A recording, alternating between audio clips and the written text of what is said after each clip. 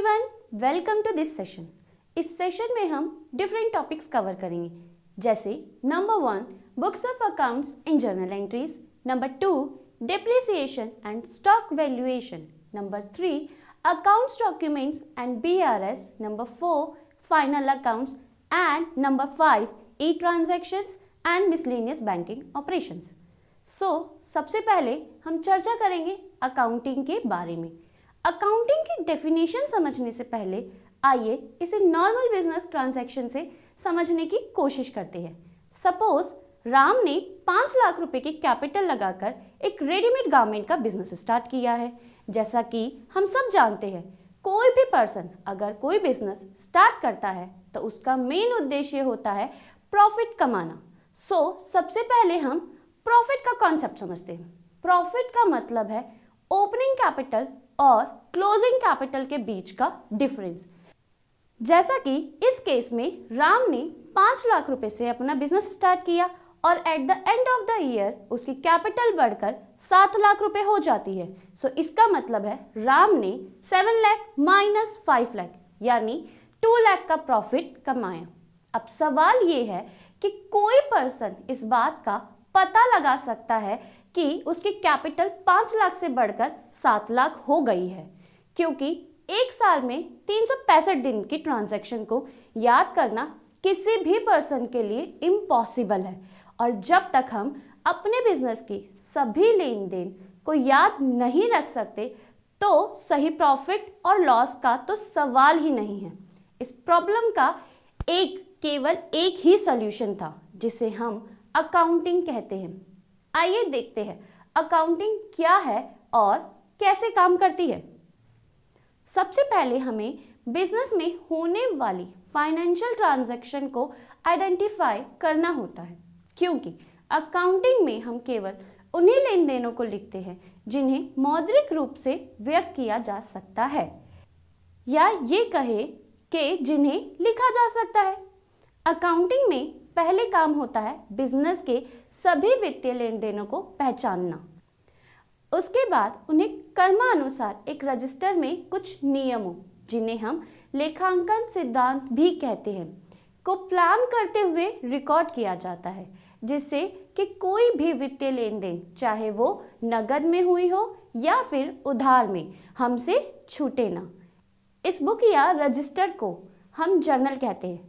अब क्योंकि जर्नल में इन सभी ट्रांजैक्शन को तैयार करने के बाद हमारा दूसरा काम है हर आइटम के लिए एक अलग बुक या अलग रिकॉर्ड रखना, ताकि जब भी हमें किसी भी व्यक्ति या अकाउंट की पूरी इंफॉर्मेशन चाहिए हो तो उस अकाउंट का सारा ब्यौरा हमें एक ही जगह पर मिल जाए। क्लासिफिकेशन ऑफ अकाउंट्स के बाद हम एक स्टेटमेंट बनाते हैं, जिसे हम ट्रायल बैलेंस कहते हैं। ट्रायल बैलेंस एक ऐसी स्टेटमेंट है जो सभी अकाउंट्स के फाइनल बैलेंस का ब्यौरा देती है।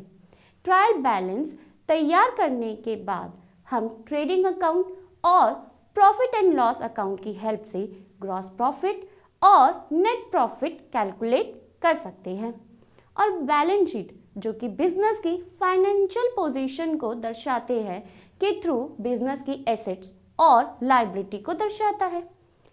बैलेंस शीट प्रिपेयर करने के बाद किसी बिजनेस एंटाइटी का अगला काम होता है वित्तीय लेन देनों का विश्लेषण और उसकी सरल शब्दों में व्याख्या करना।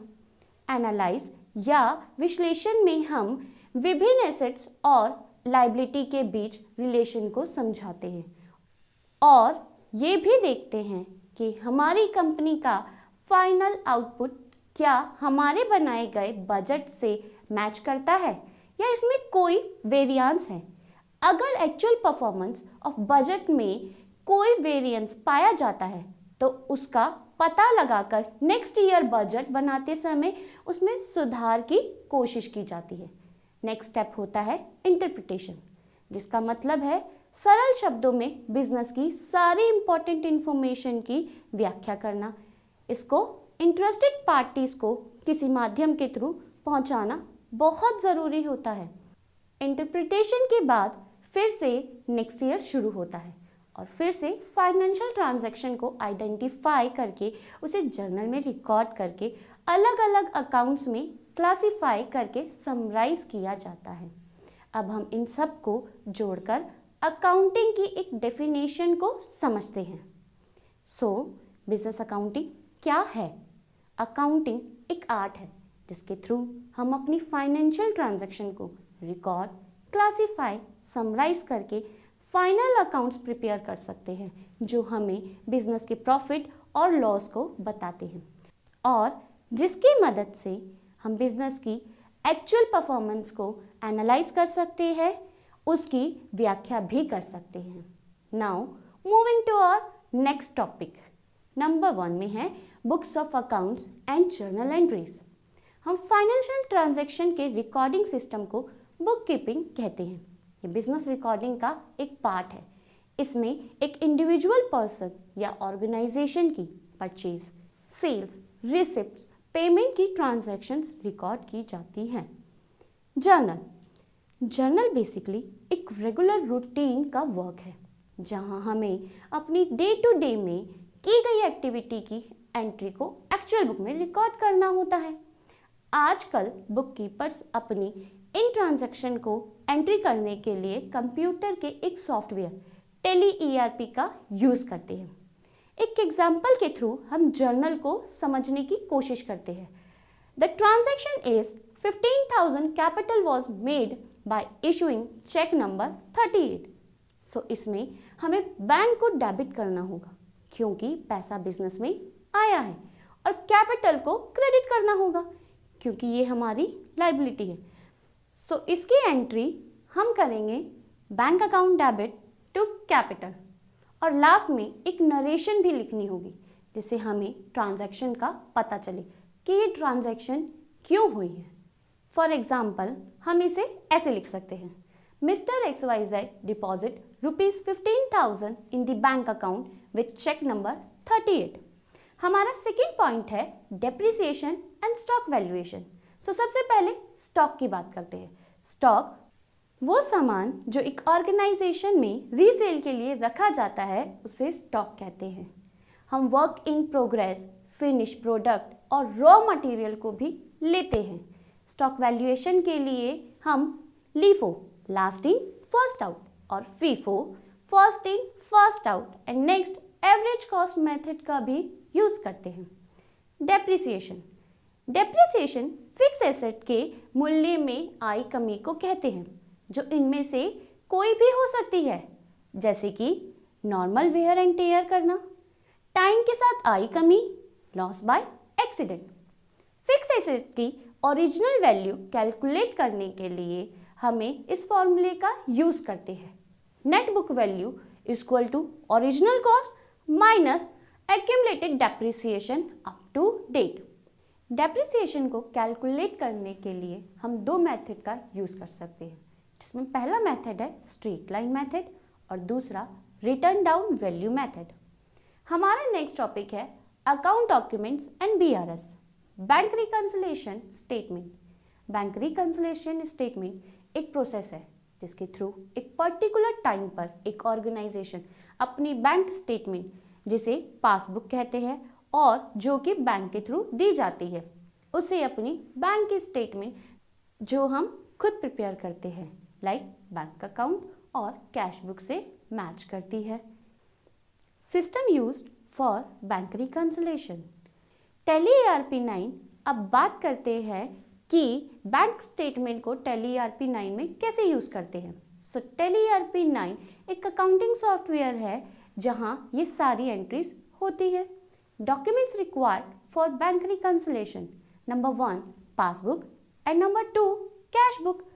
अब बात करते हैं उन एक्टिविटीज़ की जो बैंक रिकंसिलिएशन के लिए परफॉर्म करनी पड़ती हैं।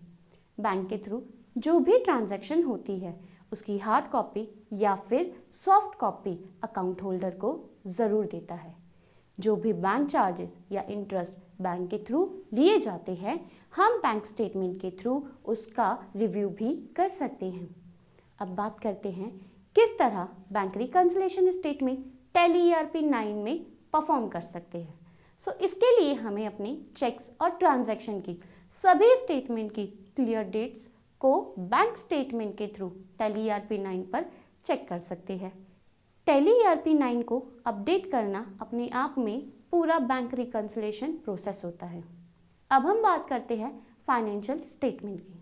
क्या होता है ये फाइनेंशियल स्टेटमेंट?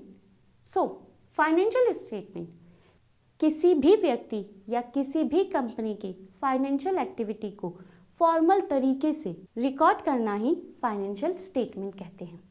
बैलेंस शीट भी फाइनेंशियल स्टेटमेंट को व्यक्त करती है और साथ ही साथ कंपनी की फाइनेंशियल पोजीशन भी बताती है। बैलेंस शीट एक कंपनी की टोटल एसेट्स, लायबिलिटीज, ऑनर की इक्विटी के बारे में भी किसी एक समय की रिपोर्ट के बारे में बताती है। सारी बिजनेस ट्रांजैक्शन पहले जर्नल में रिकॉर्ड की जाती है, फिर वो लेजर में ट्रांसफर करके बैलेंस की जाती है। फाइनल अकाउंट बेसिकली एक स्पेशल टाइम पीरियड के लिए ही बनाया जाता है। ट्रायल बैलेंस सभी सामान्य खातों की एक सूची है। इस सूची में प्रत्येक खाते का नाम होता है और उसका फाइनल बैलेंस दिया जाता है। इसके थ्रू हमें बिजनेस के सभी लेजर की कंसोलिडेट लिस्ट मिलती है। इसके कुछ एडवांटेज भी है। नंबर 1, अर्थमेटिकल एरर्स का पता लगाने के लिए ये सबसे छोटा मेथड है। अगर ट्रायल बैलेंस मैच होता है तो इसका मतलब है कि आपके थ्रू बनाए गए सभी लेजर्स बिल्कुल सही है, परंतु ये कोई निर्णायक सबूत नहीं होता है। नंबर 2, ये trial balance profit and loss account और बैलेंस शीट बनाने में बहुत हेल्पफुल होता है। नंबर 3, इसके थ्रू हमें बिजनेस के सभी लेजर्स की कंसोलिडेट लिस्ट भी मिल जाती है। आइए अब जानते हैं सन्ड्री डेटर्स के बारे में। सन्ड्री डेटर्स कौन होते हैं? सन्ड्री डेटर्स वो लोग होते हैं जिनसे एक बिजनेस को पैसे लेने होते हैं क्योंकि उन्होंने कोई भी सर्विस या गुड्स उधार लिए होंगे। फॉर एग्जाम्पल, मिस्टर एक्स ने 2000 रुपये का सामान उधार में मिस्टर वाई से खरीदा।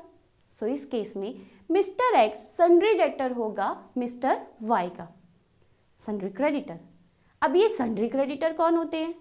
ये बिजनेस की लायबिलिटी होते हैं क्योंकि इनसे बिजनेस ने या तो कोई सर्विस या कोई गुड्स उधार लिए होंगे जिनकी पेमेंट अब तक बिजनेस ने नहीं की होगी।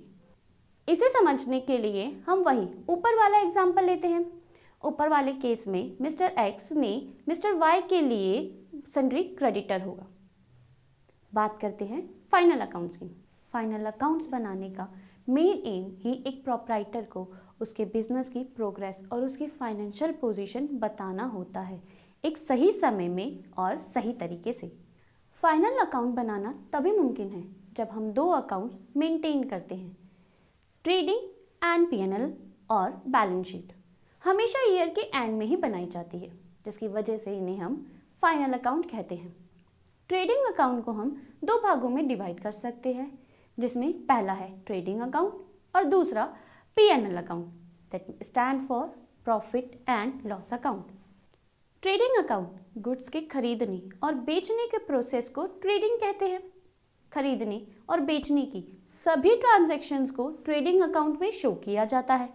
सेलिंग प्राइस और कॉस्ट प्राइस में जो भी डिफरेंस आता है उसे ट्रेडिंग अकाउंट में रिकॉर्ड किया जाता है और अगर हमारे सेलिंग प्राइस हमारे डायरेक्ट कॉस्ट प्राइस से ज़्यादा होते हैं तो ट्रेडिंग अकाउंट में ग्रॉस प्रॉफिट शो होता है और अगर हमारा डायरेक्ट कॉस्ट सेलिंग कॉस्ट से ज़्यादा होता है तो ग्रॉस लॉस होता है। प्रॉफिट एंड लॉस अकाउंट, किसी पर्टिकुलर टाइम के लिए ट्रेडिंग अकाउंट के थ्रू हम ग्रॉस प्रॉफिट और ग्रॉस लॉस का पता लगाते हैं। हम ग्रॉस प्रॉफिट ट्रेडिंग अकाउंट की क्रेडिट साइड में और ग्रॉस लॉस डेबिट साइड में ट्रांसफर करते हैं और इसी तरह से P&L अकाउंट स्टार्ट होता है। P&L अकाउंट के थ्रू हमें एक अकाउंटिंग ईयर के नेट प्रॉफिट और नेट लॉस का पता चलता है। जैसा कि आप यह दिया गया P&L अकाउंट का फॉर्मेट देख सकते हैं। बैलेंस शीट और प्रॉफिट एंड लॉस अकाउंट के थ्रू ग्रॉस प्रॉफिट और ग्रॉस लॉस और नेट प्रॉफिट और नेट लॉस का पता चलता है। इसके अलावा एक प्रोप्राइटर को बहुत सी और चीज़ें भी जाननी होती हैं, जैसे कि अपने बिजनेस की टोटल एसेट्स का पता लगाना, इक्विटी शेयर होल्डर की पोजीशन का पता लगाना, बिजनेस की लायबिलिटी का पता लगाना। बैलेंस शीट एक ऐसी स्टेटमेंट है जो हमें बिजनेस की एसेट्स और लायबिलिटी के बारे में बताती है, जिसकी हेल्प से हम एक पर्टिकुलर डेट पर कंपनी की फाइनेंशियल पोजीशन का पता लगा सकते हैं। यहाँ आप बैलेंस शीट के फॉर्मेट के थ्रू उनमें लिखी एसेट्स और लायबिलिटी को देख सकते हैं। नंबर 5 पॉइंट पे e transactions and miscellaneous banking operations हैं। ई बैंकिंग को ऑनलाइन बैंकिंग भी कहते हैं। इसके अंदर हम इंटरनेट का यूज़ करके ऑनलाइन बैंकिंग ट्रांजैक्शन करते हैं, जो आजकल मोबाइल्स में बहुत तरह के एप्लीकेशन भी मौजूद है जिन्होंने ई बैंकिंग में क्रांति ला दी है। कोई भी कस्टमर अपनी नॉन ट्रांजैक्शनल एक्टिविटी को ई बैंकिंग के थ्रू कर सकता है, जैसे अपने अकाउंट का बैलेंस चेक कर सकता है, अपनी रीसेंट ट्रांजैक्शन को देख सकता है, अपनी बैंक स्टेटमेंट की PDF फाइल डाउनलोड कर सकता है, अपनी पेड चेक की इमेज देख सकता है, अपनी चेकबुक ऑर्डर कर सकते हैं। कोई भी कस्टमर अपनी ट्रांजैक्शनल एक्टिविटी को भी ई बैंकिंग के थ्रू कर सकता है, जैसे बैंक कस्टमर अपनी बैंक ट्रांजैक्शन ऑनलाइन कर सकता है। इसे मैं कुछ एग्जाम्पल के थ्रू बता सकती हूँ, जैसे कि कस्टमर के लिंक अकाउंट में आपस में फंड ट्रांसफ़र कर सकते हैं, किसी भी पार्टी का बिल ऑनलाइन पे कर सकते हैं, अपनी इन्वेस्टमेंट की सेल्स और परचेज भी ऑनलाइन कर सकते हैं। ऑनलाइन बैंकिंग नॉर्मल बैंकिंग से ज़्यादा फास्ट और टाइम सेविंग होता है।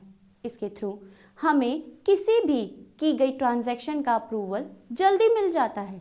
ऑनलाइन बैंकिंग के थ्रू हम अलग अलग यूज़र को अलग अलग अथॉरिटी के साथ मैनेज कर सकते हैं। Thank you for this session.